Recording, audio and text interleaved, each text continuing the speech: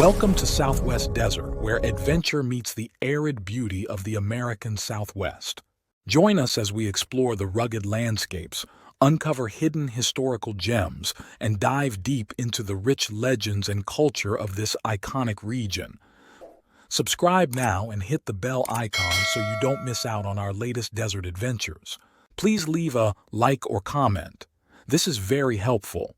Let's journey together into the heart of the Southwest Desert.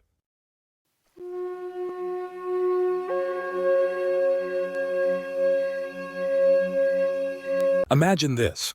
It's 1920, and a massive floating dredge is tearing through millions of yards of Nevada gravel, hunting for gold. The machine's operators don't realize it yet, but they're digging in almost the exact same spot where desperate immigrants first struck gold 71 years earlier. They're about to pull over $300,000 worth of precious metal from the earth, in the exact location where America's gold fever first took hold in Nevada. This is the incredible story of Dayton's century-long love affair with gold, a tale of fortunes made, lost, and discovered again in one of the most persistent gold rushes in American history. Today, we're following the glittering thread of gold that runs through Dayton, Nevada, a town that refused to give up on its golden dreams for over 100 years.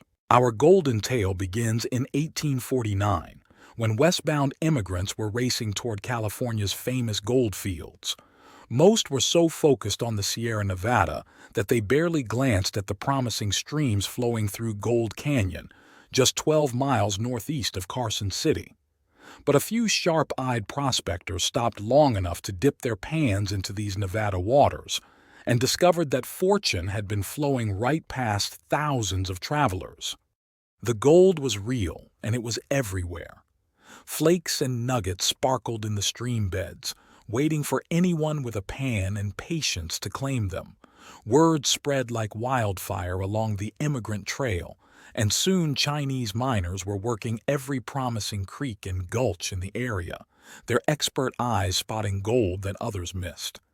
These Chinese prospectors were gold-hunting artists.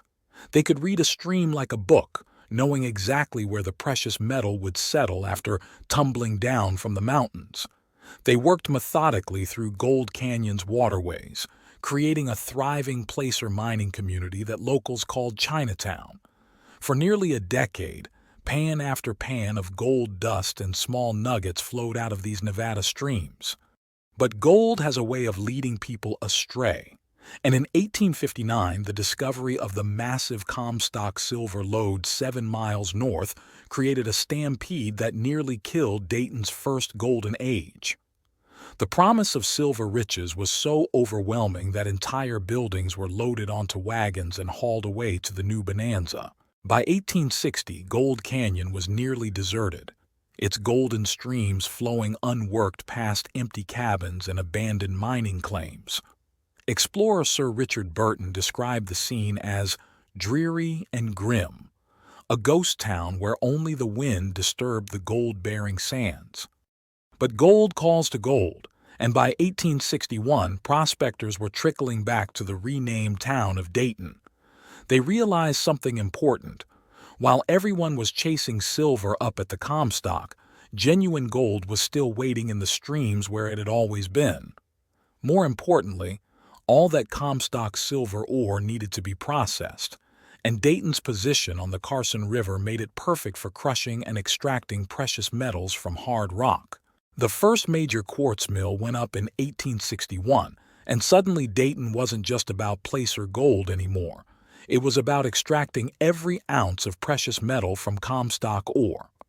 The Rock Point, Woodworth, and Douglas mills hammered away day and night, their stamps crushing tons of gold and silver-bearing rock into powder. By 1865, Dayton had become Nevada's golden processing center. 2,500 people lived and worked in a town where the sound of stamps crushing precious metal ore never stopped. Visitors describe streets bustling with miners, mill workers, and merchants, all drawn by the steady flow of gold and silver through the community's processing plants.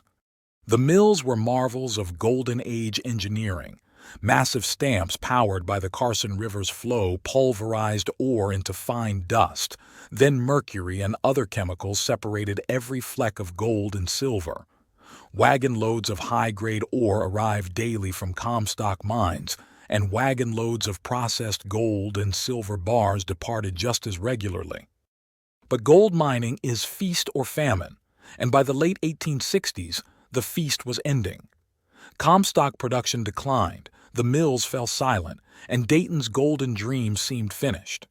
Population dwindled as miners drifted toward newer strikes, leaving behind empty buildings and quiet stamp mills. Then, in 1872, gold called again. The massive Sutro Tunnel project brought renewed mining activity to the Comstock, and Dayton's mills roared back to life. During this second golden age, the early 1870s, a dozen mills operated in and around Dayton, their combined 150 stamps processing tons of precious metal ore daily. The sound was incredible. 150 heavy stamps rising and falling in a rhythm that could be heard for miles, each one crushing gold and silver from solid rock. Mill workers became wealthy from the steady employment, and the entire community prospered from the constant flow of precious metals through their processing plants. When Comstock mining finally collapsed in 1878, it seemed like Dayton's golden story was truly over. The Carson and Colorado Railroad arrived in 1881, but trains don't carry gold, they carry passengers and freight. For decades, it looked like Dayton's golden age was just a memory. But gold has patience, and gold remembers. In 1920, modern technology arrived in the form of the Gold Canyon Dredging Company.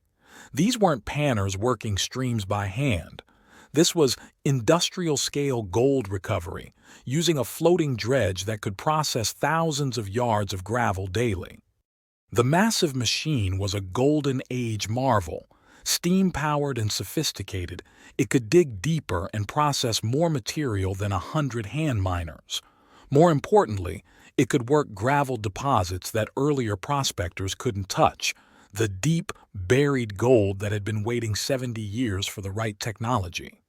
For 3 years, that mechanical monster methodically chewed through Gold Canyon, following the same golden thread that had drawn the original 1849 prospectors. Every day, the dredge's sluices ran heavy with gold dust and nuggets, just as they had during the first golden discoveries. The numbers were staggering. Over $300,000 worth of gold recovered from 3 million yards of Nevada gravel. In 1920s money, that was a fortune that proved Dayton's golden dreams had been real all along. The dredge was pulling gold from gravels deposited by ancient streams, gold that had been waiting in the earth since before humans ever dreamed of California or Nevada. But even the most sophisticated gold dredge couldn't overcome Nevada's harsh environment forever. Boulders jammed the machinery, and the desert's thirst kept draining the dredge pond. Technical problems that would have been manageable elsewhere became impossible in Gold Canyon's challenging conditions. When the dredge finally shut down, it left behind proof of Dayton's golden legacy, an immense pile of processed gravel in the north part of town, almost exactly where emigrants had first discovered gold in 1850.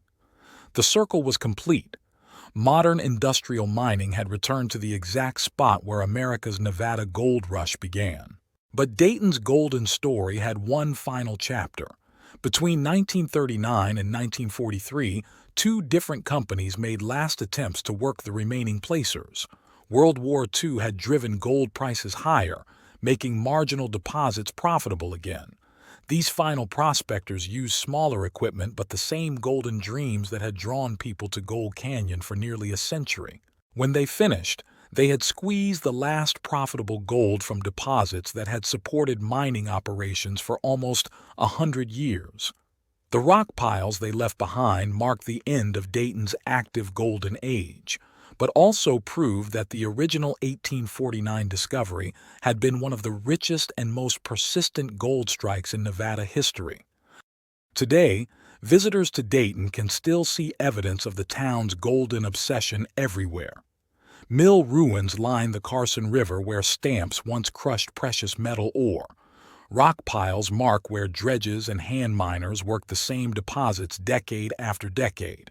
Historic buildings stand where merchants once weighed gold dust and miners planned their next claims. But Dayton's real golden legacy isn't measured in dollars or ounces. It's measured in persistence.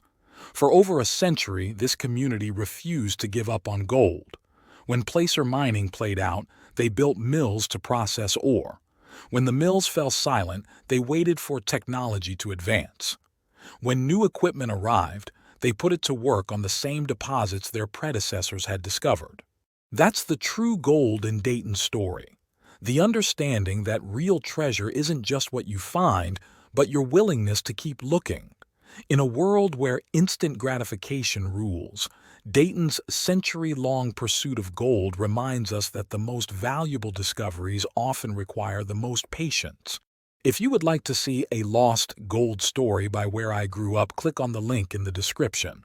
Join my Patreon community and discover my art print products on my website in the links provided in my description and link above.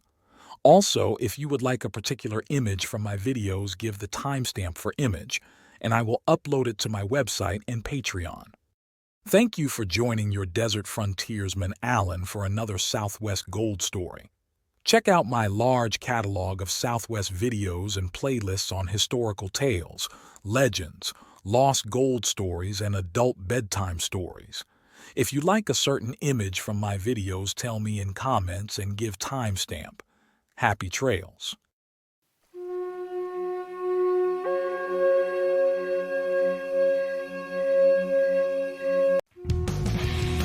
Thanks for watching. If you enjoyed this video, don't forget to like, comment, share, and subscribe for more great content. Hit the notification bell so you never miss an update. See you in the next video.